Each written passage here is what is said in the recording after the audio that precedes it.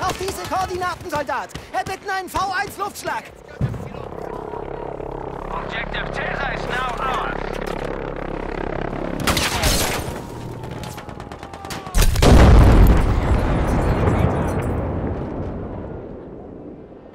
Hey guys, and welcome to the first video of 2022. Today I'm not talking about Battlefield 2042, but about Battlefield 5 instead and how it has a great revival at the moment, at least according to the Steam charts player count. Cause this shows that Battlefield 5 has even more active players than 2042 at the moment, and the number is constantly growing. So I thought we're gonna go back to this game today and I tell you a bit about my latest experiences with it and what you can expect when firing it up these days. I gotta be honest, Battlefield 5 and we didn't have the best relationship back then in 2018. It wasn't a love-hate relationship, but let's say it was complicated. In the year the game was released, I also created this YouTube channel and started to make my first steps as a content creator. I enjoyed Battlefield 1 and 4 and also some of the other titles of the series, but never had the idea to make videos about them. But in 2018, however, I started and was really looking forward to Battlefield 5, especially since I always loved World War II games. I was on the hype train and did a lot of content for Battlefield 5 before it was even released. I've also been really lucky with getting access to both of the alpha tests back then, so I had the chance to get first impressions of the game pretty early. And at the beginning I really liked what I saw and enjoyed it, but just a few weeks after the release, for some reason I couldn't get comfortable with the game anymore.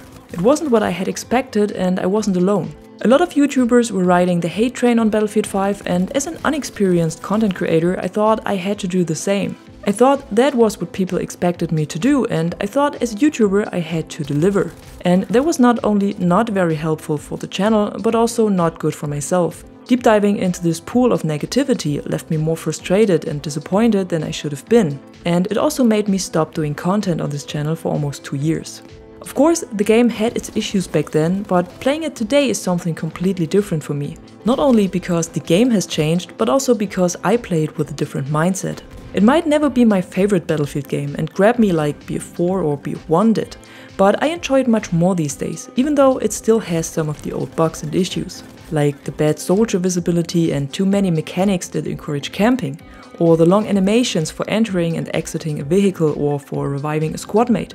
And then there's the match balance that is still a bit out of balance. And honestly, it still annoys me that they never fixed this, cause even today it's pretty rare to have a well-balanced lobby. Most of the times you either get steamrolled by the enemy team or you steamroll them. In addition, at least on PC, you will encounter cheaters every once in a while as there's no anti-cheat software, which makes the game a bit more enjoyable on consoles. But besides this, it also has a lot of good mechanics and moments that I really like. For example, the gunplay. That's on point in Battlefield 5, without unnecessary suppression or random bullet spread. When you learn how to control and play a weapon, you can shoot it precisely at targets on every range. Then there's the destruction, that had the highest level of all Battlefield games in my opinion. If there's a camper in the house, no worries, just remove the house from the map. It's even better than it was in Battlefield 1, and I love how the map changes during a match simply because of the destruction. And in addition, the game has the fortification system that makes it possible to build up new structures where former ones were destroyed, or build something completely new like sandbag walls, mounted LMGs, trenches or tank stops. That works pretty well alongside the destruction system. Also, the ammo and med stations that you can build up are really helpful. You can just run over and grab your supplies without having to ask for it. Or the ability to grab pouches directly from your teammate's backpack. That are some very well conceived mechanics. Same with the crouch sprint. Definitely helpful when trying to flank or moving in trenches or behind cover. I gotta be honest that I missed this a little bit in Battlefield 2042, even though the traversal sprint is a great addition as well. But what I like the most in Battlefield 5 are the reinforcements. Just like the elite soldiers in Battlefield 1, they add something special to the matches, but the reinforcement system even more, especially the V1 or JB2 rockets.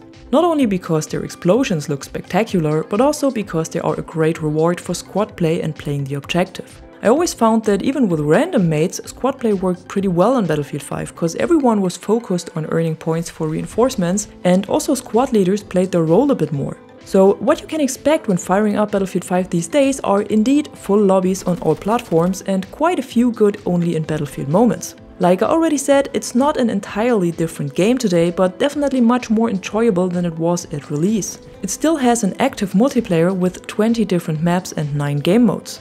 There are not all modes available on official servers, such as Rush, Domination or Frontlines, but these can be played on community servers. And for Conquest, Breakthrough, Operations or Team Deathmatch, there are a lot of official servers available. Also, weekly missions are still live with changing tasks to complete and company coins or battlefield coins as reward.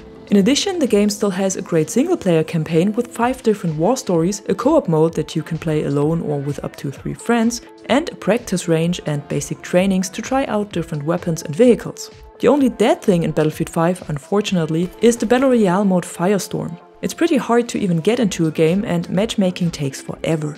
In solo mode, it's almost impossible to find a match, and in squad mode, matchmaking times are still around 10 minutes. And then you end up in lobbies with only 40 players, where the squad with the most vehicles wins. So Firestorm basically ended up like Battlefield 1's competitive mode Incursions. Well made, but not well supported. I still think that it was a pretty good Battle Royale mode, but unfortunately it never had a real chance to shine. Luckily, it's the only dead part of Battlefield 5. So overall, I have to admit that I was surprised to find the game so actively played, especially since it wasn't that well received back in 2018. I also enjoyed my time on the battlefields of World War II quite a lot. If you haven't played Battlefield 5 yet and you want to try it out, you can find it as part of the EA Play subscription service on consoles and PC that only costs you $4 for 1 month. On Xbox, it's also part of the Game Pass. And that's it for today. Tell me in the comments below if you still play Battlefield 5 or went back to it and how you experience the game these days. And if you liked this video, be sure to give it a thumb up and subscribe to the channel to stay tuned for more content like this. Until then, thanks for watching. I'm the Catwoman and you are awesome.